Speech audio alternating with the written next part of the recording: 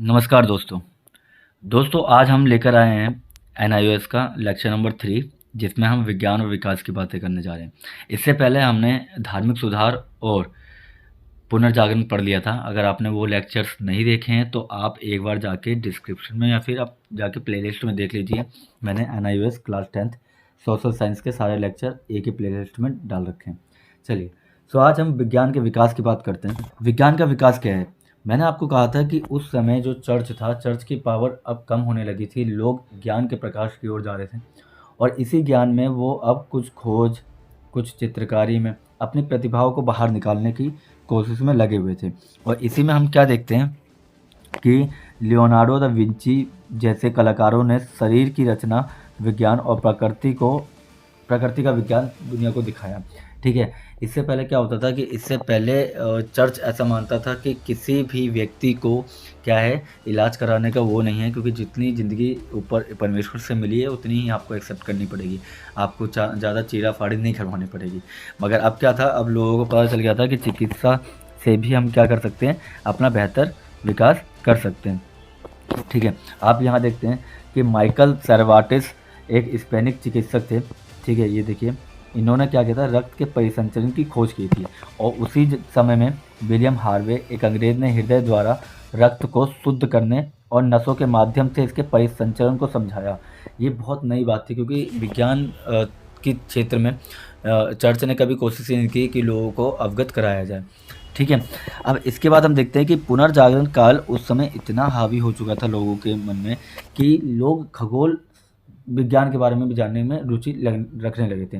जैसे कि हम कोपरनिकस, केपलर, इसके बारे में हम पहले भी पढ़ चुके हैं, और अगर आपने नहीं पढ़ा है तो अभी मैं आपको बता देता हूँ ये लोग कौन थे। ठीक है, ये देखिए, पहले क्या मानना था, मैंने आपको बताया था, पहले मानना था कि पृथ्वी जो है ना, उसके चक्कर सारे ग्रह लगाते हैं, और इनफैक्ट सूरज भी उन्हीं के चक्कर लगाता है। ऐसा किसका मानना था? चर्च का मानना था। और चर्च ने ऐसी थ्योरी लोगों के मन में बैठा दी। मगर अब क्या था कि कोपरनिकस के आने के बाद, केपलर के आने के बाद ये तय हो गया था कि पृथ्वी जो है ना, वो सूर्य के चारों ओर क्या करती है, चक्कर काटती है। आप देखिए, ये पृथ्वी जो है वो सूर्य के चारों ओर चक्कर काटती है, ये उन्होंने कह दिया था। ठीक है, और इसके अलावा ये भी माना जाता था कि पुनर्जागरण से पहले ही माना जाता था, मैंने कहा कि सूर्य पृथ्वी के चारों ओर घूमता है। उन्होंने ये तर्क दिया कि सूर्य और ग्रहों के बीच कक्षीय गति में चुंबकीय आकर्षण है। ठीक है, यानी कि सारे ग्रह ना एक ही कक्ष में घूमते हैं और उनके बीच में एक आकर्षण है। ठीक है, जो इन्हें एक दूसरे से दूर नहीं जाने देता। इसी बीच में आइजैक न्यूटन ने सार्वभौमिक गुरुत्व का सिद्धांत दे दिया था, जिसे हमने ग्रेविटी की बात की है, कि अब जो भी चीज़ है ना वो ग्रेविटी पे डिपेंड है, ना कि ऊपर किसी चमत्कार पे। ठीक है, और इसी बीच में दूरबीन की खोज गैलीलियो ने कर दी थी। और गैलीलियो की दूरबीन की खोज ने बृहस्पति के चंद्रमाओं की खोज की और शनि के छल्लों की बात की, और सूर्य को भी उसी तरीके से इन्होंने देखा। ठीक है, अब क्या हुआ कि कोपरनिकस, गैलीलियो, केपलर, इन सब की खोजों ने ना इनके मन में एक जिज्ञासा और पैदा कर दी कि हाँ, कि जो चर्च था अभी तक सारी बातें गलत बताया करता था। अगर हम खुद के ज्ञान पर डिपेंड करेंगे, यानी उस ज्ञान को बढ़ाएंगे, तो हम कुछ ना कुछ डेवलप कर पाएंगे समाज के अंदर।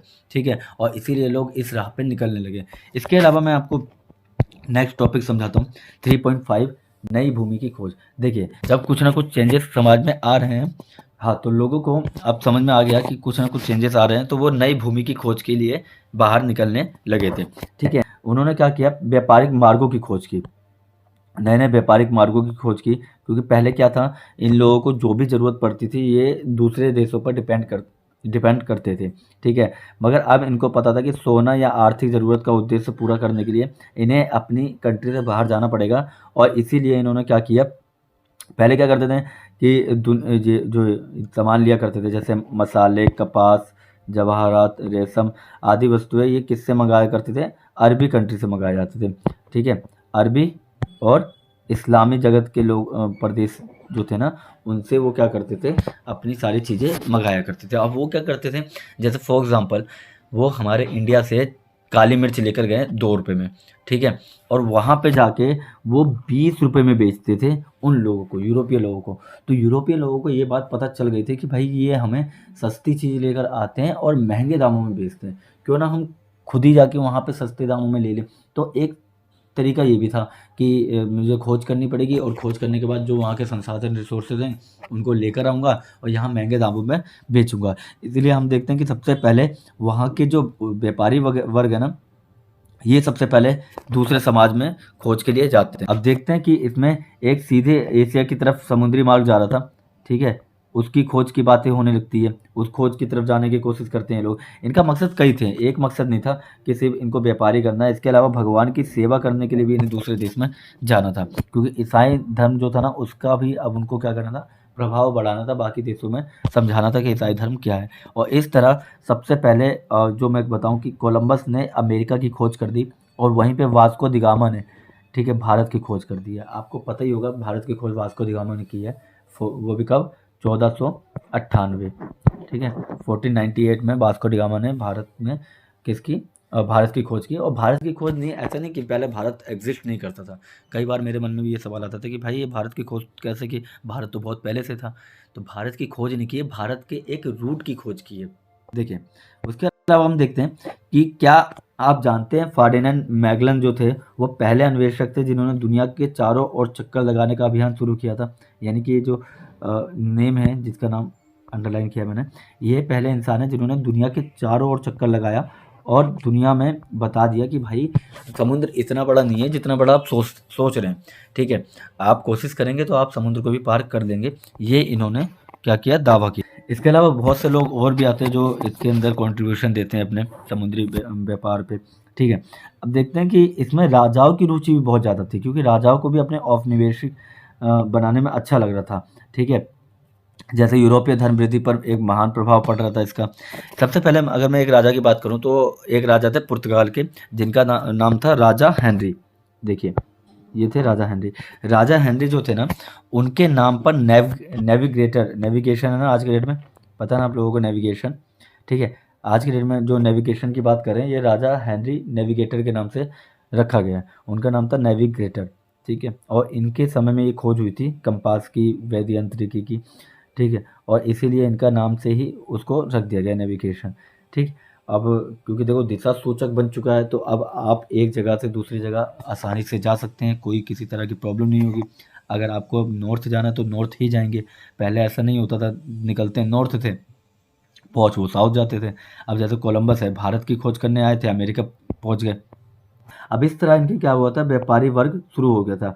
यानी उनके अब अफ्रीका, अमेरिका, एशिया में भी व्यापारिक चौकियां बनानी उन्होंने शुरू कर दी और इस तरह से इनके औपनिवेशिक साम्राज्य की रचना होती है। यानी औपनिवेशिक साम्राज्य बनना इनका शुरू हो जाता है।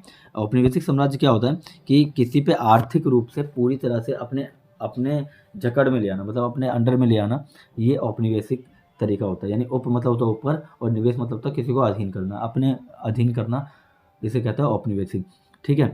अब देखिए क्या होता है कि अब ये नई वस्तुओं का क्या क्या खोज करते थे। देखिए अब सबसे ज़्यादा डिमांड थी तंबाकू, गुड़, शुतुरमुर्ग के पंख, आलू आदि व्यापार में शामिल किए जाते थे उस समाज में, ठीक है।